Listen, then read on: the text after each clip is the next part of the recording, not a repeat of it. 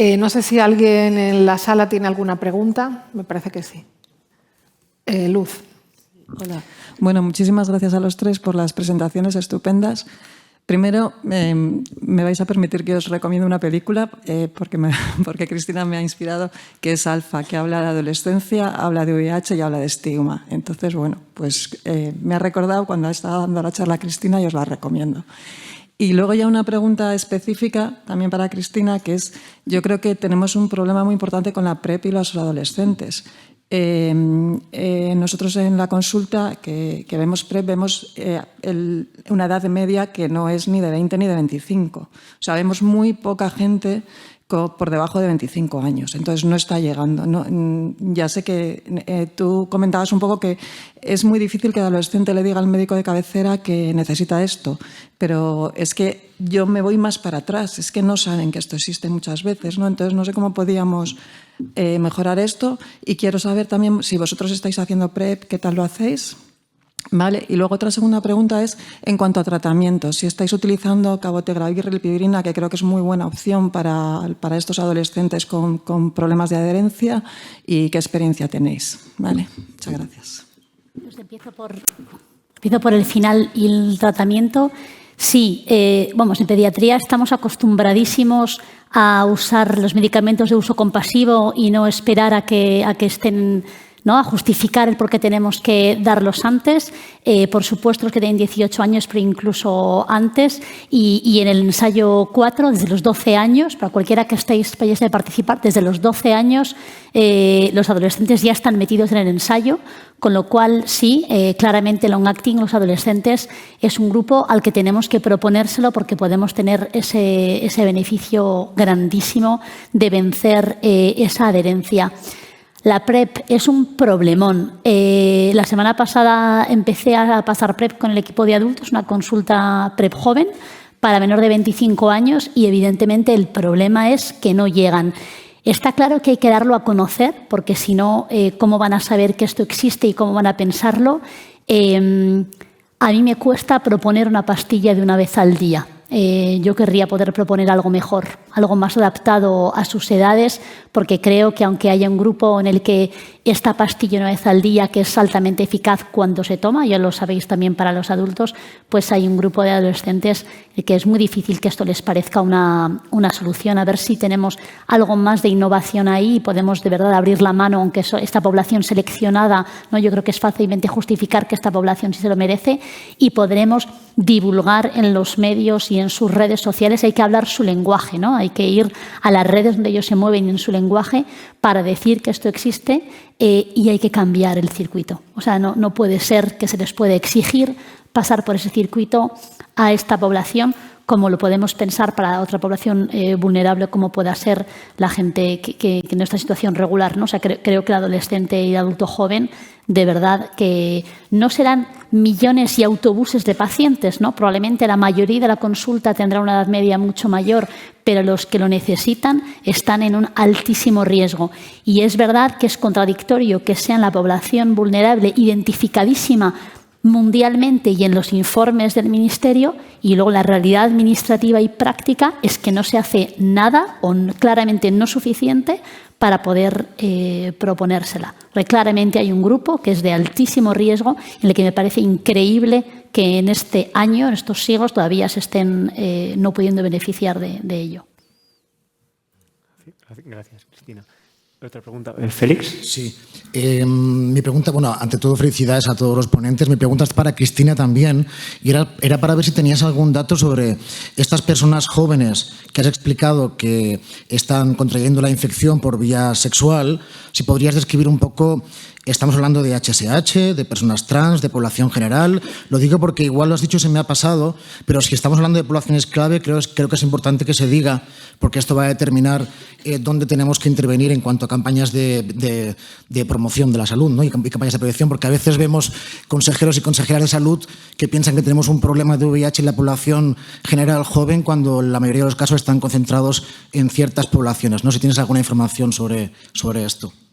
Sí, o sea, pues evidentemente cuando coges el grupo etario de adolescentes y adultos jóvenes, como a mayor edad, mayor actividad sexual, pues la mediana de edad siempre va a estar en los grupos de un poquito más de edad, ¿no? Una mediana de 18 años, por ejemplo, cuando coges los nuevos diagnósticos de los que son de 12, 10 a 20 años. Y es verdad que hay un grupo de HSH y el origen extranjero es principalmente América Latina, el que están ahí representados. Hay más población de actividad heterosexual que en poblaciones mayores y más mujeres que en poblaciones mayores. Es verdad que es difícil, no es fácil hablar de población trans cuando la población es muy joven, porque puede, ¿no?, que todo este proceso no esté ahí tan establecido. En nuestras consultas hemos visto este proceso llegar, pero que igual no está así como identificado, nombrado. Pero evidentemente que también hay un perfil que en cierto modo puede parecerse al de las ITS, pero la particularidad es más mujeres y población con más actividad heterosexual y mayoritariamente de América Latina. Muy bien. Hay otras preguntas. Hola. ¿Se oyen? Sí. Ahora. Alfonso Cabello, de la Fundación Jiménez Díaz. Muchas gracias a los tres ponentes. Mi pregunta es para David. Muchas gracias por el repaso que has hecho con respecto a la vacuna del virus del papiloma. La información que tenemos es que la vacuna tiene eficacia a la hora de regresar, bueno, no de regresar, sino de reducir el número de recidivas de patología cervical de alto riesgo en mujeres. En este sentido, da igual la edad. Si hay una displasia de alto grado cervical, se recomienda la vacuna porque eso se ha demostrado. La sensación es que para generar evidencia en las personas con VIH necesitamos cohortes muy grandes, difícil de concentrar. Y nos ha costado mucho, o ha costado mucho al grupo de Palevsky, llevar a la evidencia el ANCHOR. En este sentido, ahora que tenemos mayor información y que poco a poco la evidencia va sosteniendo que la patología anal se parece mucho a la patología cervical, e independientemente de recomendaciones en base a financiación, ¿cuál es tu percepción de una persona de 48 años o 50 años que tenga un cáncer anal o que tenga una displasia de alto riesgo, varón, que estamos siguiendo en consultas de anoscopias? ¿Qué recomendación debemos hacer sobre la vacuna? Porque la evidencia acumulada de los dos sitios de la patología es que algo va a poder hacer. Hay estudios, como has presentado de Carmen Hidalgo, que no han visto eficacia, pero es verdad que son Ns limitadas para ver efecto. Me gustaría saber tu opinión, por favor.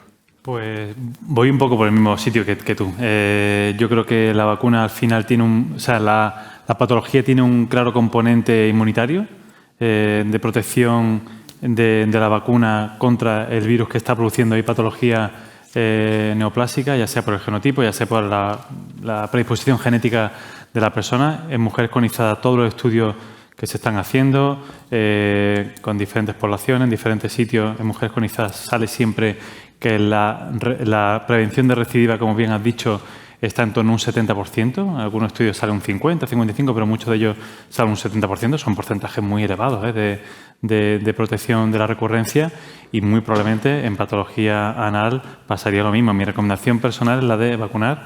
Como pasa con otras patologías oncológicas, yo imagino que a nivel de orofaringe probablemente también vayamos hacia el mismo sitio. Son poblaciones, como tú decías, difíciles de estudiar, difíciles de condensar y de hacer un estudio bien hecho para verlo.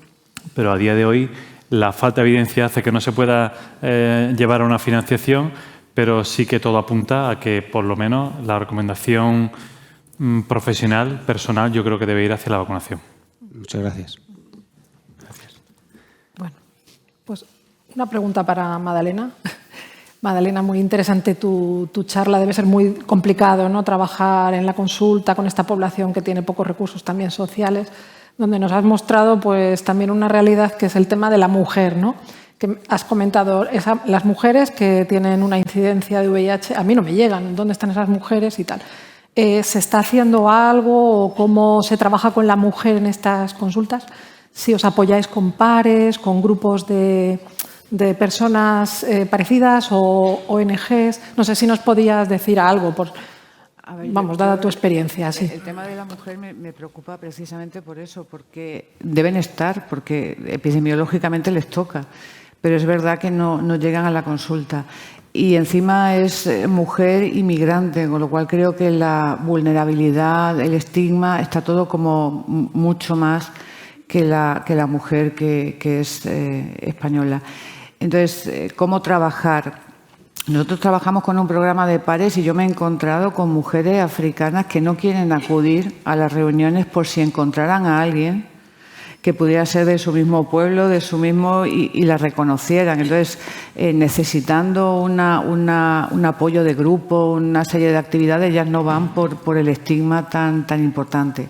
Nosotros sí que estamos haciendo búsqueda activa a partir de un programa de cribado y entonces desde primaria se está yendo a hablar con las asociaciones de Nigeria, de Puerto Rico, de todo lo que se nos pone por delante para intentar hacer el cribado. Te tengo que decir que la gente, tú le dices que vas a hacer un cribado de Chagas a todo el mundo el domingo. Nos inflamos a hacer Chagas. Stronghi, no saben lo que es, pero bueno, tira también. Tú hablas de VIH y, sin embargo, una vez ya los tienes, por ejemplo, a veces tiramos por Chagas y Stronghi, es lo que publicitamos. Y una vez allí les decimos, oye, tienes la posibilidad, evidentemente esto es privado, nadie se va a enterar, de incrementar con la misma muestra VIH, C y B. Nadie dice que no. Pero tienes que tenerlos.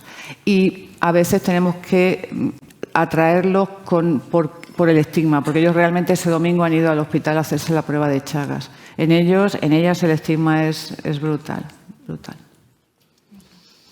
Yo, Magdalena, también en ese sentido, has comentado, ¿no?, que no toda la población migrante se puede clasificar en el mismo perfil porque hay diferentes perfiles, ¿no? Sí.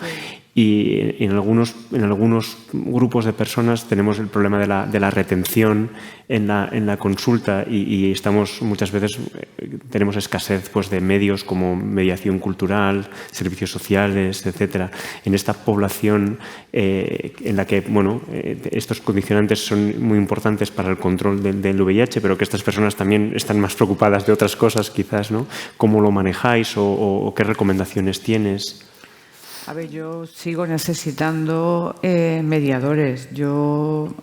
A mí un traductor me sirve hasta cierto punto. Y me da mucha inquietud porque si no tengo una persona formada en la patología, yo por ejemplo que trabajo con mediadores para Chagas, si no tengo una persona formada en VIH, en enfermedades de transmisión sexual, la capacidad que tiene de transmitir la información a esa persona no sé exactamente si está siendo buena. Cuando yo le digo a un pakistaní, que es el primo del paciente, que sabe muchísimo español, estoy una semana esperándolo para que venga, le explico la dosificación de la medicación, los efectos secundarios y lo que yo he dicho en una frase, está 10 minutos hablando con... Es que no sé lo que le está transmitiendo, entonces... Me da una inquietud, yo creo que tiene que haber gente formada en esa, como los pares, que nos ayuden a interpretar y a dar la información como la quiere recibir el paciente, porque yo, por ejemplo, que empecé sobre todo con inmigrantes africanos, uno más se va apañando con lo que significa tener el VIH para el perfil de paciente africano. En el latinoamericano lo hemos aprendido después, pero si tú me dijeras, Magda, y llevo pacientes pakistaníes de mucho tiempo. ¿Qué significa para un pakistaní tener? No lo sé, porque todavía no he tenido la capacidad lingüística de poder sentarme con uno de ellos y decir, explícame, ¿qué significa para ti el VIH? ¿Qué es? No lo sé. Claro. Pepe. Bueno, yo creo que Magda ha explicado muy bien lo que es el papel del mediador intérprete, ¿no? Tenemos muchos en la idea, a la cabeza, sobre todo los gestores, que únicamente lo que hay que hacer es traducir un mensaje, ¿no? Y ya está. Y que realmente el problema que tenemos, perdonad, es la traducción y no es así. Es decir, cuando tú trabajas con una persona que sufre una enfermedad tan estigmatizada que en sus culturas muchas veces es algo mucho peor que lo que nosotros podemos imaginar, que además afecta a roles fundamentales en su vida y aquí las mujeres africanas el rol de la maternidad es básico y lo primero que piensan es que no van a poder tener hijos, ¿no? Poder trabajar con alguien que tiene una formación médica, que es capaz de transmitir no solamente el mensaje, sino los matices del mensaje y que además tú tienes que estar muy seguro de que lo está haciendo bien, pues porque cuando se ponen a hablar en farsi o en bámbara o en cualquier otro idioma del que no eres incapaz de entender absolutamente nada, tienes que estar seguro de que están transmitiendo ese mensaje y que la otra persona además cuando responde realmente tú estás recibiendo lo que se quiere. Es más, en enfermedades tan estigmatizadas, muchas veces la relación no solamente se establece entre el paciente y el médico, sino entre el paciente, el mediador y el médico, porque de lo que tienen que hablar es tan doloroso o tan íntimo que muchas veces reclaman a un mediador o mediadora concreto que es quien ya conoce su historia, ¿no? Y en el caso de las mujeres, además, y sobre todo de las africanas, aunque también en las latinoamericanas, es un colectivo muy particular porque el rol de género de la maternidad es fundamental para ellas, ¿no? Y entonces, cuando les das el diagnóstico, lo primero que piensan, bueno, los africanos, que se van a morir, lo siguiente es que nadie va a querer tocarles ni tener relación con ellos y los van a apartar, y lo tercero es que no van a poder tener hijos, ¿no? Cuando tú eso se lo trabajas y les vas diciendo que no es, se lo dices porque no es así y le explicas las soluciones que va a haber, ¿no? Su imagen cambia absolutamente. Y luego las mujeres, pues bueno, hay que trabajar con ellas todo el tema de maternidad, lactancia, mutilación genital. O sea, es decir, es un colectivo muy, muy particular. Nosotros en Salud Entre Culturas hay un programa específico para mujer, en general tenga o no tenga VIH, precisamente por toda esa problemática. Muy bien. Gracias. David, creo que tenemos tiempo para alguna pregunta. Una pregunta, sí. sí. David, la enfermedad neumocócica invasiva en VIH ha bajado mucho por los tratamientos antirretrovirales, pero también por las vacunas. Ahora nos has hablado de las vacunas, pero ha bajado, pero seguimos viéndola y tiene mucha mortalidad, o sea que es importante vacunar, ¿no? Nos has hablado de las vacunas conjugadas nuevas, la 20 que ya tenemos y la 21 que quizá tendremos. Pero entre la 21 valente y la 20 valente coinciden la mitad de serotipos. ¿Cómo tendremos que elegir qué vacuna indicar? Bueno, aquí es aplicable tanto a la población VIH como a la población general, ¿no? Lo que estamos viendo sobre todo aquí en España es que los serotipos de la 20 valente se ajustan bastante bien a la población pediátrica y la vacuna 21 valente se ajusta quizá un poco mejor a la población adulta, sobre todo la población de cierta edad, ¿no? Con lo cual, aunque haya que hacer estudios específicos en población VIH o en inmunodeprimidos en general para ver qué serotipos son los que más suelen tener, es muy probable que la población adulto VIH tenga una distribución de serotipos más acorde a la 21 valente. Con lo cual, habrá comunidades que elijan la 20 valente para toda su población, habrá comunidades que elijan 20 valente para la población pediátrica, 21 valente para la población adulta. Habrá que ver un poco también, quizás eso da para estudios y ver comparación de efectividad en vida real en unas comunidades y otras. Eso puede ser un buen estudio, pero sí que es cierto que en población VIH que haya que asegurar mucho más, o en general en inmunodeprimido, ¿no? que haya que asegurar mucho más la protección de serotipos. Ahí se establecen estrategias a lo mejor de usar la 21 valente, aunque tu comunidad no use la 20, a lo mejor hay que hacer una compra específica de 21 valente para población específica como inmunodeprimido, o incluso se empieza a hablar ya de esquemas mixtos, de esquemas 20 y 21. En el mismo paciente, usar la 20 y la 21 valente, con lo cual puede ser algo bastante novedoso en los próximos años. Gracias. Pues nada, pues muchas gracias. Yo creo que damos por terminada esta mesa que ha sido tan interesante. Muchas gracias a todos, gracias a los asistentes.